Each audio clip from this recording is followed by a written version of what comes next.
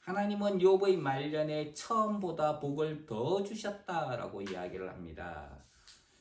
욥이 말년에 받은 복은 욥기를 시작하면서 언급되었던 욥의 소유와 비교를 하면은 갑절의 복을 받게 됩니다. 구약 시대의 복은 풍성해지는 것을 말하는 것이죠. 그래서 땅이 적은 사람도 땅이 많아졌다면 그 복을 받았다라고 이야기를 하게 됩니다. 마른 사람이 살을 찌는 것도 복을 받았다라고 이야기를 할 수 있는 거예요. 오늘날에는 하도 다이어트 열풍이 불어가지고 뚱뚱한 것보다는 마른 사람들을 선호하는 그런 경향이 있습니다만은 구약시대 때의 복은 정반대였다는 것이지요. 자, 우리 12절에 있는 말씀 한번 읽겠습니다. 12절 시작. 여호와께서 욥의 말년에 욥에게 처음보다 더 복을 주시니 그가 양 14,000과 낙타 6,000과 소 1,000결이와 암낙이 1,000을 두었고. 복을 더 주셨는데 이것이 갑절의 복을 받은 것입니다. 욥기 1장에 보면은 하나님께서 욥의 소유에 대해서 언급을 하고 있는데 거기 보면은 양이 7,000이요 낙타가 3,000이고 소가 500이고 암나귀가 500이었다라고 이야기를 합니다. 근데 오늘 성경 말씀에 보면은 욥이 처음보다 훨씬 더 많은, 처음보다 더 복을 주셨는데 그것이 딱 정확히 2배의 복을 받습니다. 이것을 갑절의 복이라고 이야기를 해요. 2배를 주셨다, 갑절을 주셨다는 것은 장자에게 유업을 주는 행위입니다. 그러니까 일반적으로 이제 아버지가 자식들에게 유업을 물려줄 때에는요, 다른 자녀들 뭐 2명, 둘째, 셋째, 넷째가 다 있다 하더라도 그 아이들이 다 합한 것보다 갑절의 복을 장자에게 주는 거예요. 그러니까 둘째, 셋째, 넷째가 10이라는 복을 받았다면은 그 다 합쳐가지고 10이라면은 장자에게는 20이라는 복이 주어지게 됩니다. 그 정도로 장자는 큰 은혜를, 혜택을 받게 되는 것이지요. 욥이 장자의, 갑절의 복을 받았다는 것은 장자의 축복을 받은 것을 말하는 것입니다. 하나님께서 욥의 말년에 욥에게 처음의 것보다 더 많이 주셨다. 저는 우리 성도들이 처음보다 나중에 더 많은 복을 받는 은혜가 있기를 주님 이름으로 축원합니다. 그래서 욥기에도 그런 말씀이 있긴 한데 네 시작은 미약하였으나 네 나중은 심히 창대하리라. 사실 욥을 대적하는 친구들이 했던 말이긴 하지만은 그럼에도 이 말씀과 같이 말년이 욥의 나중이 처음보다 훨씬 더 풍성해졌다는 것은 우리의 영적인 삶을 또 되돌아보기도 하는 것 같습니다. 주님 앞에서 우리의 인생이 처음보다 나중이 더 큰 은혜로 가득하길 주님 이름으로 축원합니다. 나중에 받을 우리의 복은 처음의 복보다 훨씬 큰 거예요. 성경을 보면은 우리가 당하는 고난이 우리가 세상 속에서 살면서 사는 것은 고난의 연속이다라고 또 이야기를 합니다.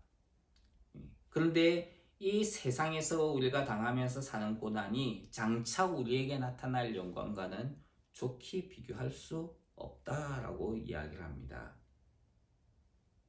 그러니까 지금 우리가 세상 가운데서 누리는 영광이 앞으로 올 영광과는 비교할 수 없을 정도로 풍성한 영광이라는 것이지요. 최근에 이제 주님의 그 12 제자들이 어떻게 죽었는가 하는 그런 영상이 이제 나왔어요. 그게 보면은 베드로는 거꾸로 십자가에 못 박혀 죽었고요. 도마는 군병들에 의해 가지고 창에 찔려 죽었고요. 대부분의 사람들이, 12명의 대부분의 사람들이 칼에 죽거나 십자가형을 당하거나 찔려 죽거나 딱 한 사람 제외하고는 대부분 그렇게 순교를 했어요. 한 사람이 누구냐?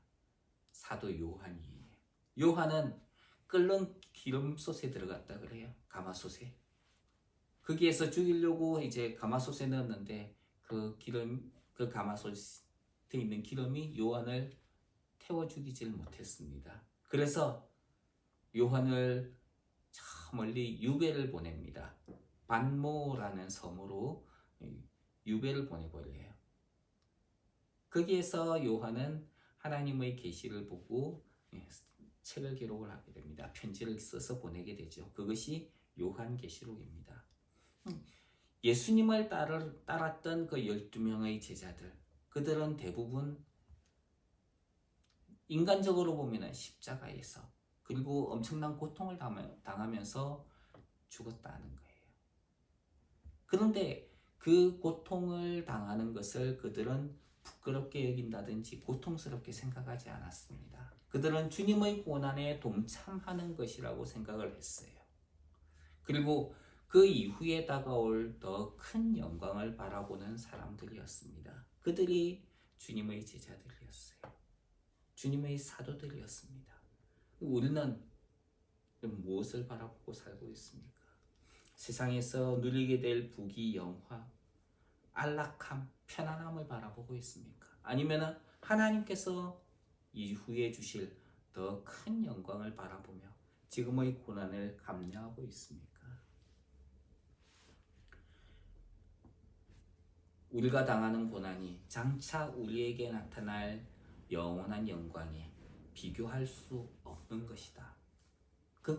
나중의 영광이 훨씬 더 크고 중요하다라고 하는 것을 우리가 생각한다면 지금 우리가 당하고 있는 고난을 넉넉히 그리고 감사히 감당할 수 있게 되길 주님 이름으로 축원합니다. 우리 그리스도인들의 삶의 목표는 하나님의 아들인 예수 그리스도를 닮는 것입니다. 그것이 우리 그리스도인의 삶의 목표예요. 우리 인생의 목표는 무엇입니까? 사람이 사는 목적이 무엇인가? 소요일 문답이라고 하는 것이 있죠. 어린아이들에게 신앙 교육을 하기 위해서 만든 문답집인데 거기 제일 첫 번째 문답이 사람의 제일 되는 목적이 무엇이뇨? 그렇게 돼 있어요. 거기 답이 뭐냐 하면은 하나님을 영화롭게 하고 영원토록 그를 즐거워하는 것입니다. 그것이 사람의 목적이라는 거죠. 그러면 우리 그리스도인들의 목표는 무엇인가? 마찬가지로 하나님을 영화롭게 하고 하나님을 기뻐하는 것이죠. 그런데 그리스도인들은 성장하는 사람들이라는 것입니다. 어디까지 성장을 해야 되느냐? 예수 그리스도를 닮는 것이죠. 그것이 우리 그리스도인들의 성장의 목표입니다. 그래서 우리는 누구를 닮는 사람이 되어야 됩니까? 예수님을 닮는 사람이 되어야 되는 것이죠. 하나님의 아들을 닮는 것이 그리스도인들의 삶의 목표입니다. 그래서 로마서 성경에 보면은 하나님이 미리 아신 자들을 아들의 형상을 본받도록 하기 위해서 미리 정하셨다라고 이야기를 합니다. 무엇 때문에 정하셨다고요? 무엇을 위해서? 하나님의 아들의 형상이 되도록, 하나님의 아들을 닮도록 하나님이 예정해 놓으셨다는 거예요. 그래서 그렇게 정하신 그들을 하나님이 어디에 있든 쌓이든 그들을 부르시고, 그리고 부르신 그들을 의롭다고 하시고 의롭다 하신 그들을 영화롭게 하셨다, 이렇게 이야기를 합니다. 믿음으로 반응하는 자들에게 하나님께서 그들을 의롭다 하시고 또 영화롭게 하신 것이죠. 이것을 미리 아셨다, 미리 정하셨다, 부르셨다, 의롭다 하셨다, 영화롭게 하셨다, 이것을 갖다가 예지, 미리 아셨다는 거예요. 미리 정하셨다, 예정, 예지, 예정이라는 거죠. 그리고 부르셨다, 부르심, 그리고 의롭다고 하셨다, 칭의, 의롭다고 하시는 것, 그리고 영화롭게 하셨다, 영화 이렇게 부릅니다. 그러니까 예지, 예정, 부르심, 칭의, 영화 이렇게 순수가 되는 것이죠. 이 과정을 성화의 과정이라고 말합니다.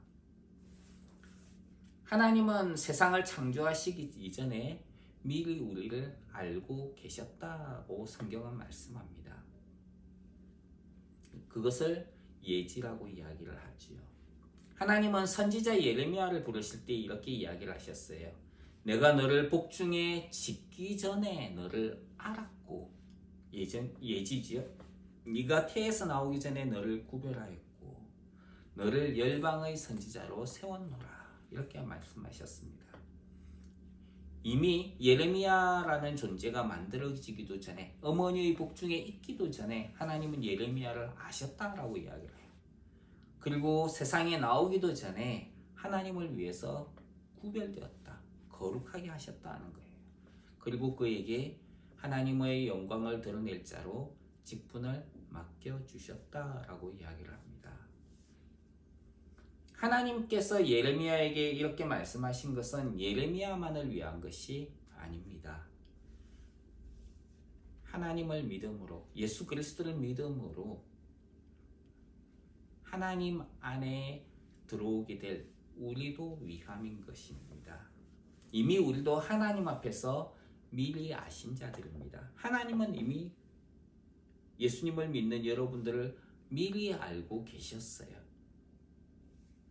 언제요? 짓기도 전에, 창세 이전에 하나님은 이미 나를 알고 계신 분이에요. 그리고 그 하나님은 우리를 하나님의 영광을 위해서 거룩하게 구별하십니다. 너는 내 것이다. 하나님이 빛과 어두움을 창조하시죠. 빛을 낮이라 칭하시고 어두움을 밤이라 칭하십니다. 그때 빛과 어두움을 나누셨다라고 이야기를 해요. 빛과 어두움을 나누셨다는 것은 이렇게 한 통에 가득해 있는 무언가를 갖다가 관을 쫙 갈라가지고 너는 빛, 너는 어두움 이렇게 나누셨다는 것이 아니라 어두움 가운데에서 빛을 뽑아내셨다는 거예요. 그것을 구별한다라고 이야기를 합니다. 빛을 어두움에서 구별해내신 거예요. 하나님의 영광을 위해서. 그걸 뭐라고 하느냐 하면 거룩이라고 이야기를 합니다. 거룩이라고 하는 것은요, 세상 속에서 하나님의 영광을 위해서 우리를 특별히 구별해내신 거예요. 하나님은 우리를 하나님의 백성으로 구별해내셨습니다. 그래서 우리는 거룩한 사람들인 거예요. 하나님을 위해서 구별된 사람들인 거죠. 또 하나님은 예레미야에게만 직분을 주신 것이 아니라 우리에게도 직분을 주시면서 하나님의 일을 맡기셨습니다. 그래서 너희는 거룩한 나라예요. 너희는 하나님의 택하신 족속이요 거룩한 나라요 하나님의 제사장이다 라고 이야기를 합니다. 우리는 하나님께서 제사장으로 세우신 존재들이라는 것이지요. 그렇게 우리에게 직분을 주시면서 하나님의 일을 맡기셨습니다. 비록 우리가 세상에서는 고난을 당하지만은 이 모든 과정을 통해서 우리를 거룩하게 하시는 하나님은 하나님의 아들의 영광으로 우리를 영화롭게 해 주실 것입니다. 이 그리스도인의 삶은 욥이 처음보다 나중에 더 풍성해진 것처럼 매일 성숙을 향해서 나아가는 삶이에요. 예수 그리스도를 닮아가는 과정이라고 아까 이야기를 했는데, 성숙에는 반드시 필요한 것이 있습니다. 그것은 시간과 순종이에요. 자, 어린아이가 태어났습니다. 어른이 되려고 이제 자라겠죠? 무엇이 필요합니까? 특별한 비결이 있는 게 아니에요. 시간이 필요한 거예요. 그리고 그 시간에 맞는 돌봄이 필요한 것입니다. 어린아이 때에는, 갓난아이 때는 갓난아이에 맞는 돌봄을 합니다. 그리고 유아기가 되면은 그에 맞는 돌봄을 하죠.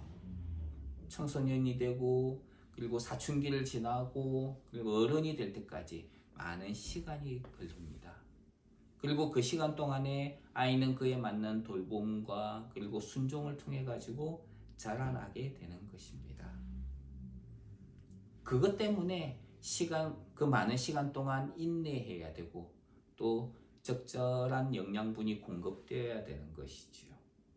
그렇게 하면서 아이는 갓난아이에서부터 성장하고 성숙하게 되는 것입니다. 마찬가지로 우리 그리스도인은 자라는 사람들이라고 그랬죠. 예수님을 닮아서 자라야 하는 것입니다. 그렇다면은 우리에게도 바로 그런 시간과 그에 맞는 돌봄과 성장이 필요한 것이죠. 그런데 어린아이들이 자라기 위해서 필요한 것이 올바른 영양분을 섭취를 하고 음식을 먹고 그리고 부모의 돌봄 가운데서 자라듯이 그리스도인들도 마찬가지예요. 어린아이들이 또 부모의 가르침에 순종해서 세상 가운데에서 잘 자라듯이 그리스도인들도 하나님의 말씀에 순종하는 것이 필요합니다. 그래서 순종과 시간이라고 하는 것은 그리스도인의 성장에 반드시 필요한 것입니다. 오늘날에 보면은 아이를 특별히 유별난 부모님들이 있어요. 우리 아이만큼은 특별하게 키울 거야. 그게 부모님들의 많은 욕심이기도 합니다. 좋은 것이죠. 그런데 그 아이를 잘 자라도록 하기 위해 가지고 특별한 비결을 갖다가 선호하는 부모들이 많아요. 처음에 1 더하기 1은 2 이렇게 교육을 하다가 우리 애들은 좀 더 특별해야 돼. 좀 더 잘해야 돼. 그래서 수학 학원을 보내고 영어 학원을 보내고 그 시간대, 그 나이대에 아이들이 관계를 배우고 섭취해야 될 것을 섭취해야 하고 운동해야 될 것을 경험하면서 몸이 튼튼하게 자라야 되는데 그런 것들을 싹 무시를 해요. 무엇을 하느냐 하면은 남보다 좀 더 특별하게 키우기 위해 가지고 특별한 비결들을 막 쫓아다닙니다. 수학을 여기 이 학원이 잘한다더라 보내요. 영어를 이 학원이 잘한다더라. 미술 잘한다더라. 음악 잘한다더라. 막 학원을 보내요. 그리고 꼬맹이들이 12시쯤 마치게 되면은 놀이터에 모여 있다가 차가 오면은 태권도 학원으로 가고 마치면은 와가지고 또 어디 모여 있다가 이제는 수학 학원으로 가고 영어 학원으로 가고 아이들이 아이들답게 자라지 못하게 합니다. 특별한 비결을 제시를 하는 거예요. 그건 올바른 방법이 아니에요. 우리 그리스도인들이 자랄 때에도 특별한 비결을 제시하는 경우가 많습니다. 금식하는 거, 새벽기도 하는 거, 이런 특별한 비결들, 그런 것들이 중요한 게 아니에요.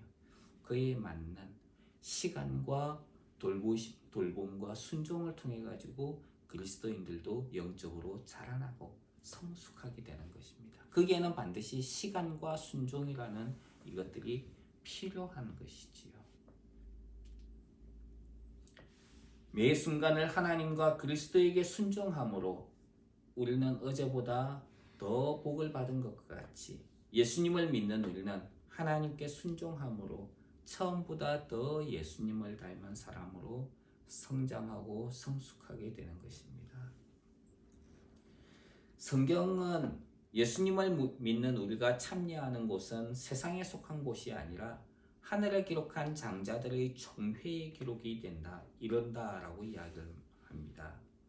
예수님은 하나님의 아들이시지요. 예수 그리스도를 믿는 이들에게 하나님은 그 아들의 영을 보내신다라고 말씀합니다. 그래서 하나님을 아바 아버지라고 부르게 한다는 것이죠. 그리고 우리를 그리스도와 함께하는 후사가 되게 하셨습니다. 세상에서 우리가 고난을 받는 것은 예수님과 함께 영광을 얻기 위해서입니다. 그 영광은 현재 우리가 받는 고난과 좋게 비교할 수 없는 큰 영광이라는 것이죠. 욥은 고난을 받아 모든 것을 잃었습니다. 하지만 하나님은 그의 말년에 처음보다 더 복을 주신 것을 보게 됩니다. 성경은 그가 인내했다라고 이야기를 합니다.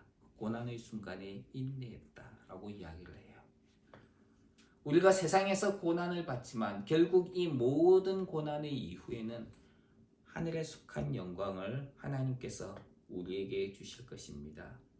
우리는 세상의 영광과 복을 쫓는 사람이 아니라 하늘에 속한 영광과 복을 누리게 될 사람이라는 것입니다.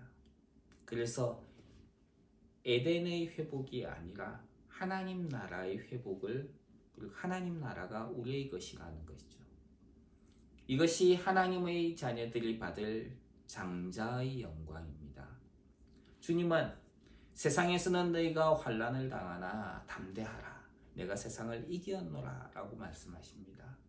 세상을 이기신 주님께서 우리와 함께 계시기 때문에 두려워하지 말고 믿음의 싸움을 싸우며 담대하게 나아가는 은혜가 있기를 주님의 이름으로 축원합니다. 하나님께서 욥의 모든 소유물을 2배를 주셨다 그랬어요. 갑질이나 받았다.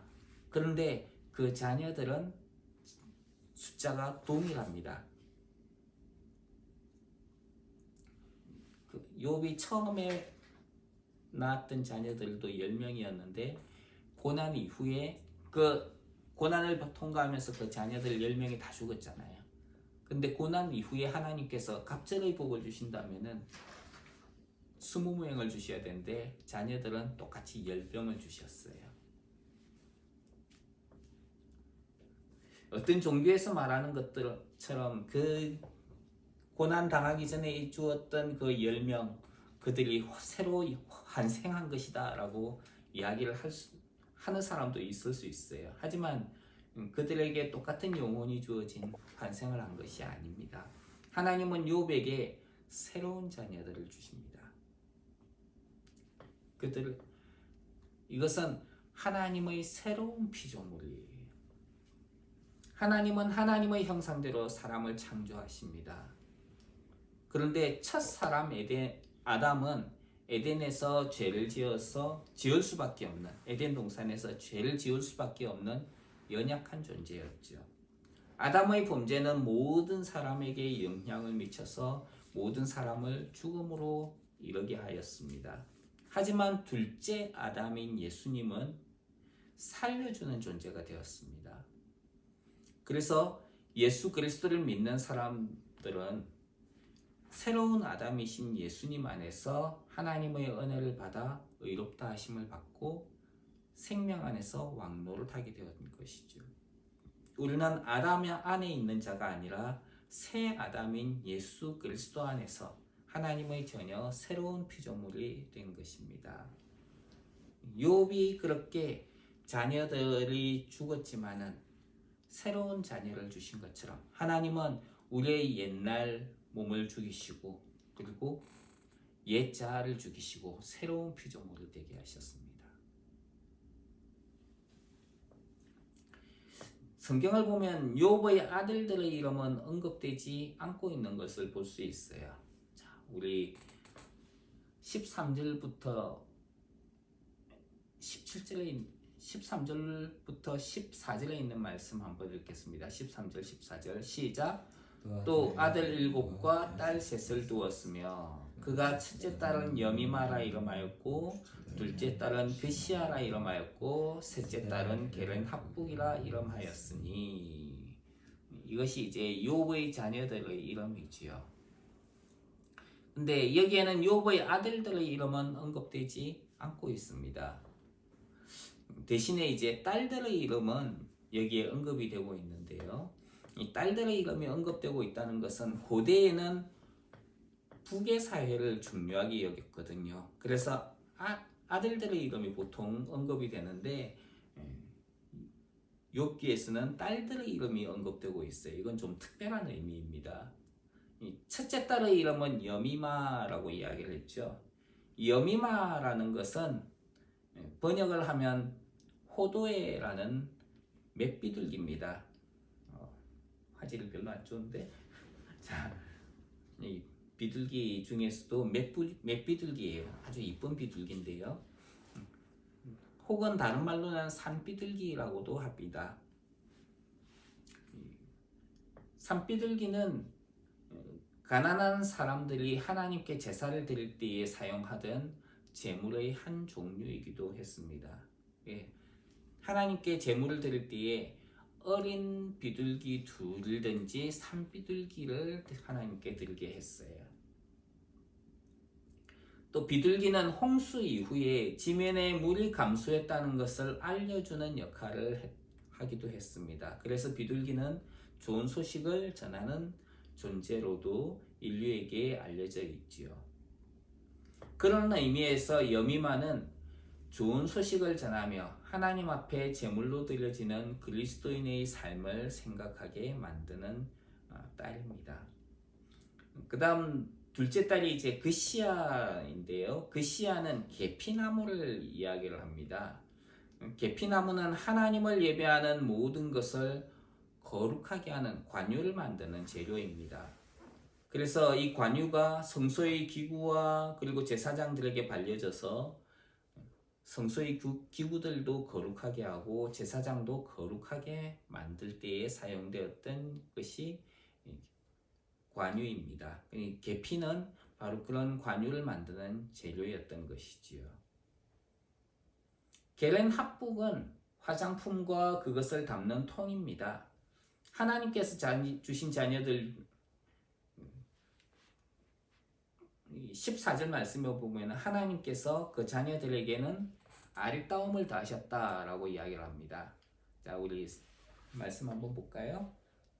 14절 말씀, 15절 말씀인가요?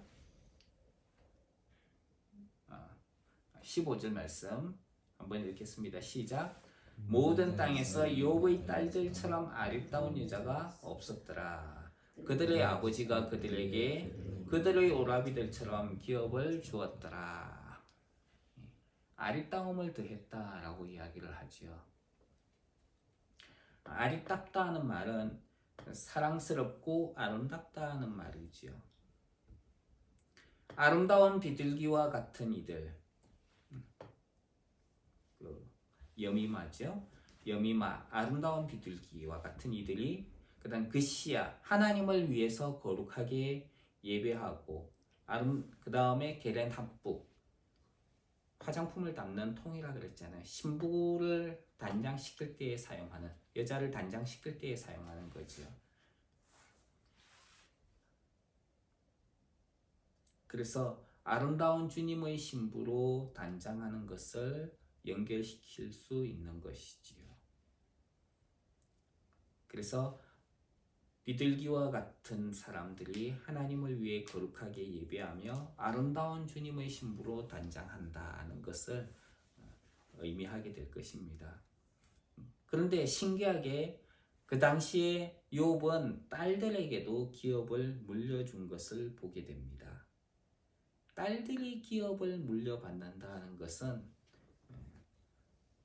물론 모세가 민수기에 보면은 그렇게 기업을 물려줄 수 있게도 했지만 그 이전에 보면은 이제까지는 그렇지 않았다는 것을 알 수 있습니다. 근데 욥기에서는 딸들에게도 기업을 욥이 물려주었다라고 이야기를 하고 있습니다. 이것은 예수님을 믿는 우리에게도 하나님의 유업을 물려받는 존재가 되었다는 것을 성경이 말씀하고 있어요. 원래 우리는 하나님의 유업을 이어받을 수 없는 자였어요. 그런데 하나님의 유업을 이어받는 존재가 되었습니다. 예수님을 믿음으로. 바로 그것을 예표하는 것이지요. 이후에 욥은 140년을 살았고 아들과 손자 4대를 보았다라고 이야기를 합니다. 고난 이전에는 욥과 자기의 아들 2대밖에 없었죠. 그런데 고난 이후에는 4대를 보았다라고 이야기를 합니다. 정말 정확하게 2배의 축복을 받는 것이지요. 또 욥이 140년을 살았다라고 이야기를 해요. 고난 이후에. 그러면은 욥이 고난 이전에 몇 년을 살았을까? 추측해 볼 수 있겠죠? 140을 2로 나누면은 70이 나오지요. 그러니까 70살 때쯤에 고난을 받았고 그가 고난 이후에 140년을 더 살았다는 거예요. 그렇다면은 욥은 210살을 살게 됩니다. 욥기를 보면은 욥이 늙어서 나이가 차서 죽었다 이렇게 이야기를 합니다. 욥기의 결말이 욥의 죽음으로 끝나고 있다는 것이지요. 늙어서 죽었다는 것입니다. 하지만 성경은 죽음이 끝이 아니라고 이야기를 합니다. 한 번 죽는 것은 사람에게 정하신 것이요 그 후에는 심판이 있으리니 이렇게 말씀합니다. 우리는 죽음 이후에 영원한 세계가 있다는 것을 알고 있습니다. 그리고 성도의 죽음에 대해서 성경은 잔다라고 이야기를 하고 또 하나님은 성도의 죽음을 가볍게 보지 않으신다라고 말씀합니다. 고난의 삶 속에서 인생의 수많은 질문을 던지며 하나님을 만나기 원하던 욥은 하나님을 만난 이후에 회복과 함께 영원한 생명으로 나아간 것인지요. 한때는 행복한 것 같았던 욥기의 시작은 인간의 모습과 많이 닮아 있습니다. 인생의 모습이지요. 에덴에서 모든 것이 풍족했던 인간의 삶을 떠올리게 만듭니다. 하지만 사단으로 인해서 죄가 세상에 들어오고 죄로 말미암아 인생에 고난이 들어오게 된 것은 욥이 사단으로 말미암아 고난을 당하게 된 것을 떠올리게 됩니다. 욥의 불평과 수많은 인생의 문제들을 고민하는 모습은 죄를 범하고 하나님을 떠난 인생들이 가지고 있는 인생의 문제를 이야기를 합니다. 그는 나의 하나님이라는 이름을 가진 엘리후의 동장은 욥이 하나님을 만날 수 있도록 길을 열어주게 됩니다. 우리는 예수 그리스도를 통해 생명의 하나님을 만나게 됩니다. 예수 그리스도를 힘입어 하나님께 나아가는 것이지요. 욥의 고난이 마치 죽음을 당한 인생과 같고 십자가에 죽으신 예수님을 떠올리게 만드는 것 같습니다. 하나님께서 욥을 고난에서 회복시키신 것은 예수님을 죽음의 권세에서 이기게 하시고 부활하게 하심과 같아 보이게 만듭니다. 욥의 회복은 세상이 끝나는 날에 예수 그리스도를 믿는 사람이 하나님 앞에 모든 것이 회복되는 것을 바라보는 것 같습니다. 하나님 앞에서 여미마라는 비둘기와 같이 아름다운 인생, 그리고 계피나무라는 뜻을 가진 그 시야와 같이 하나님 앞에 향기롭고 거룩한 존재로 예배하고, 그리고 게렌 합북이라는 이름과 같이 신부의 모습으로 아름답게 치장한 우리 인생은 주님 앞에서 신부로서 준비하게 될 것입니다. 그런 주님의 신부인 우리를 하나님은 아리따다라고 이야기를 할 것입니다. 하나님은 예수님을 믿는 이들을 사랑스럽고 아름답게 보시는 것이지요. 그리고 우리는 하나님과 함께한 장자에 속하여서 욥의 딸들이 유업을 받는 것과 같이 하나님의 유업을 물려받게 될 것입니다. 욥의 죽음은 비록 세상에서 끝나는 것이지만 영원한 생명을 얻는 것에 비교될 수 있을 것입니다. 우리의 인생은 죽음으로 끝나지 않고 하나님께서 주신 영생을 취하게 될 것입니다. 주님 주신 영원한 소망을 바라보며 인내하며 믿음으로 한 걸음 한 걸음 나아가는 하나님의 사람으로 살기를 주님의 이름으로 축원합니다. 히브리서에 보면 이런 이야기가 있습니다. 우리는 뒤로 물러가 침륜에 빠질 자가 아니요 오직 영혼을 구원함에 이르는 믿음을 가진 자니라. 기도하겠습니다. 하나님, 욥기의 말씀을 보면서 우리를 선하게 이끄시고 섭리하시고 세상을 주관하시는 하나님을 바라보게 합니다. 하나님, 우리가 주님 주실 그 소망을 바라보며 하나님을 더욱더 인내함으로 그리고 순종함으로 주님을 더욱더 의지하고 의뢰하며 믿음으로 나아가는 믿음의 발걸음을 옮기는 우리 귀한 성도들 되게 하옵소서. 우리는 뒤로 물러가 침륜에 빠질 자가 아니요 오직 영혼을 구원함에 이르는 믿음을 가진 자라고 하셨사오니 우리가 이 땅 가운데에서 믿음으로 주님을 믿는 믿음으로 주님과 함께 동행하며 발걸음을 내어딛는 하나님의 사람들로 살아가게 하옵소서. 예수님 귀하신 이름으로 기도합니다. 아멘.